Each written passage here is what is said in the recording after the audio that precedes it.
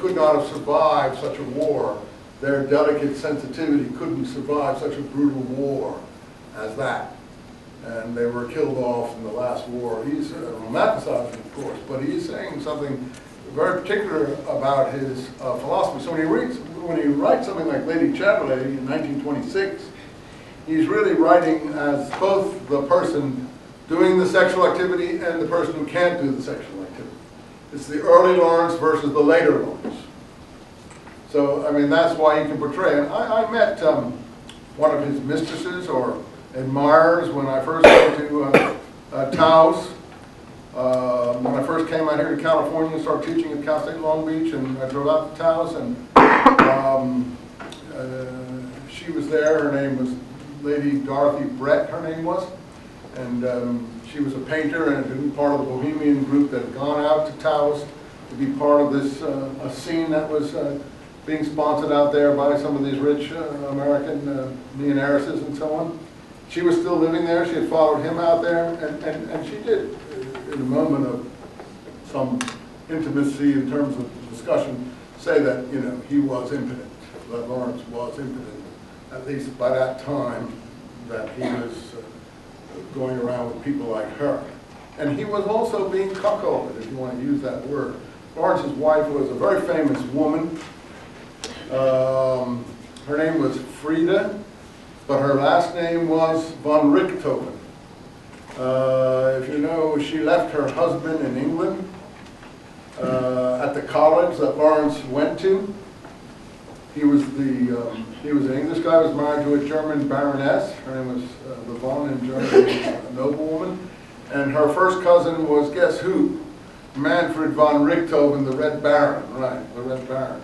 And so, you know, he married the first cousin of Manfred von Richthofen, the famous German fighter ace, but of course he hadn't become that, no, he hadn't become that ace yet, So Lawrence was under a cloud when they were living in England during World War I, having run off with Baroness von Richthofen, who was known by a different name because she was married to a guy I think called Meeks or Weeks or something at this college that Lawrence had gone to in, I think it was Nottingham Tech or something like that, just a German instructor.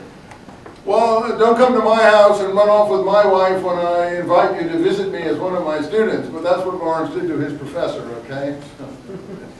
She was a mother of 3 or 4 children, and two, but he had a magical effect. He was much younger, and he ran off with this woman. But when he was later living in all these places, he was really a real bohemian. First bohemian to go off is in this book with a knapsack, and he had no money. He didn't need money in those days because it wasn't the modern jet transportation age to travel the world, and so he could live on very little money. Where in the places he went to with this woman who had left her whole family to be with him.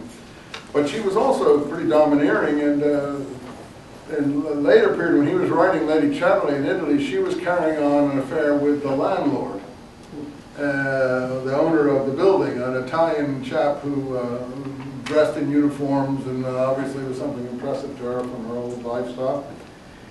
Anyway, they all went out to New Mexico together, and when he died, they brought his ashes back out to New Mexico. All of these women were all crazy about him, and there's a whole story about fighting at the railroad station in Santa Fe for the ashes and leaving the ashes behind. His wife, this woman that I told you about, Dorothy Brett and others.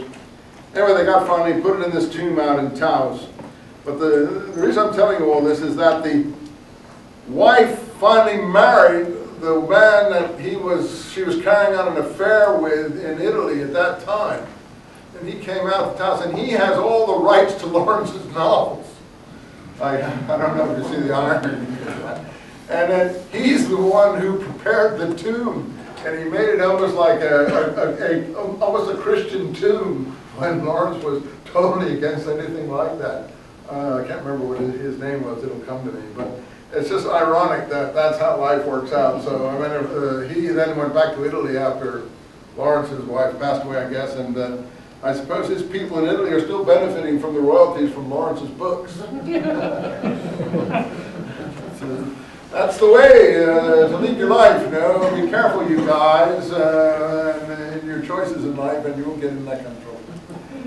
So, to go back to his early life, he didn't have any of his own children because of the situation that I described. His father was a coal miner, and his mother spoiled him to death and loved him, and so she didn't want him to go into the mines in Nottingham. And he recites how he used to see his father dirty, come back to the mines. He might have had black lung or something like that.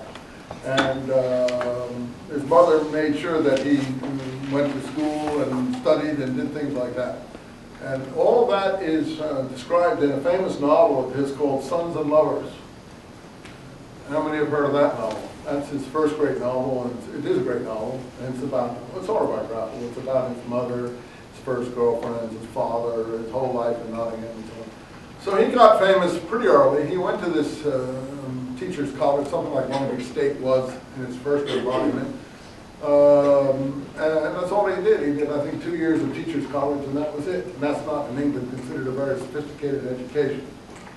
But he then was a school teacher for a while, and he started writing these novels, and then he took off and ran away with his German countess and lived a bohemian life in different places, in Italy mainly, and then in America. But he also loved Mexico. And he wrote a book called Mornings in Mexico, which is an interesting group of essays about life. He's one of the first person that put Mexico on the map as a literary place, liked to travel and write about it. And he then wrote another book, a novel about Mexico, incorporating a lot of these themes called The Plumed Serpent, which is Quetzalcoatl, the god in Mexico. And then he wrote a novel about Australia called Kangaroo. He wrote novels about every place he went, just about.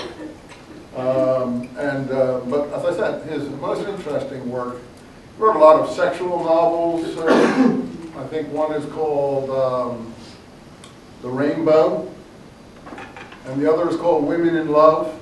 They've made some movies out of both of those. You can get them. They're very, very good. Now, those are good movies. Women in Love. Yeah, they are really good movies. Lady Chatterley is a crummy movie.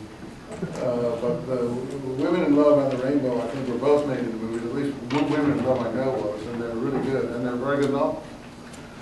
They're very advanced for their time. And so, okay, I still think his essays are the best, and we get his religious ideas in his essays.